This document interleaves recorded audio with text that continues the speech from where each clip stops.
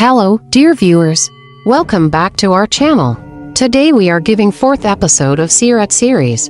It's page 66 to 68 from the Sealed Nectar, a book written on the biography of Prophet Muhammad, peace be upon him. So let's start. If authorities agree in ascribing to the youth of Muhammad, peace be upon him, modesty of deportment, virtuous behavior, and graceful manners.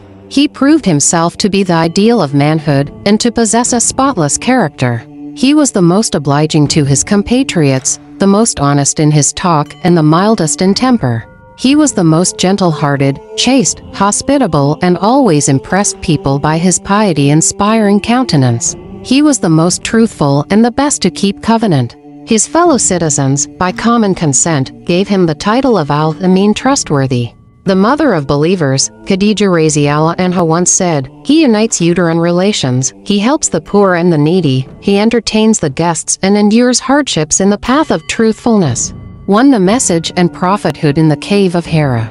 When Prophet Muhammad, peace be upon him, was nearly 40, he had been wont to pass long hours in retirement meditating and speculating over all aspects of creation around him. This meditative temperament helped to widen the mental gap between him and his compatriots.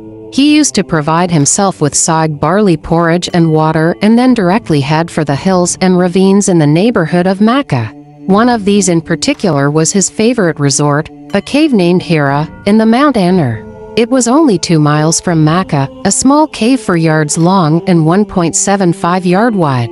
He would always go there and invite wayfarers to share him his modest provision. He used to devote most of his time, and Ramadan in particular, to worship and meditation on the universe around him. His heart was restless about the moral evils and idolatry that were rampant among his people. He was as yet helpless because no definite course or specific approach had been available for him to follow and rectify the ill practices around him. This solitude attended with this sort of contemplative approach must be understood in its divine perspective. It was a preliminary stage to the period of grave responsibilities that he was to shoulder very soon. Privacy and detachment from the impurities of life were 2 indispensable prerequisites for the prophet's soul to come into close communion with the unseen power that lies behind all aspects of existence in this infinite universe.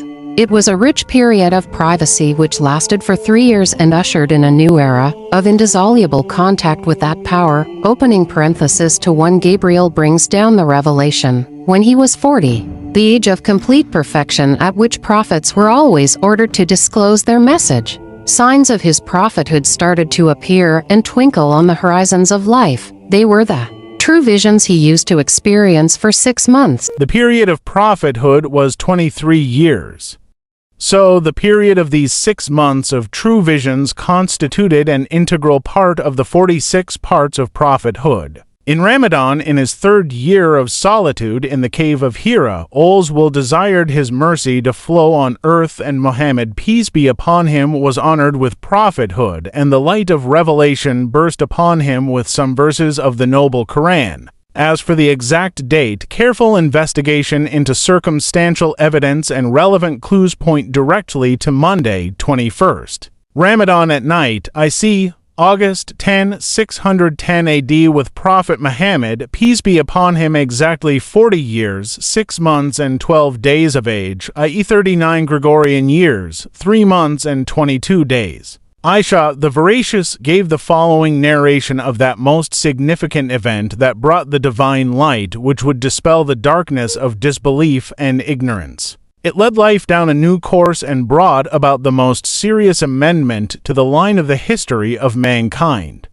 Forerunners of the revelation assumed the form of true visions that would strikingly come true all the time. After that, solitude became dear to him, and he would go to the cave, Hira, to engage in tahanuth devotion there for a certain number of nights before returning to his family, and then he would return for provisions for a similar stay. At length, unexpectedly, the truthy angel came to him and said, "Recite." "I cannot recite," Muhammad, peace be upon him, said. The prophet, peace be upon him, described, "Then he took me and squeezed me vehemently and then let me go and repeated the order, recite." "I cannot recite," said I, and once again he squeezed me and let me till I was exhausted. Then he said, "Recite." I said, "I cannot recite." He squeezed me for a third time and then let me go and said, translation, read, "In the name of your Lord, who has created all that exists, has created man from a clot, a piece of thick coagulated blood, read,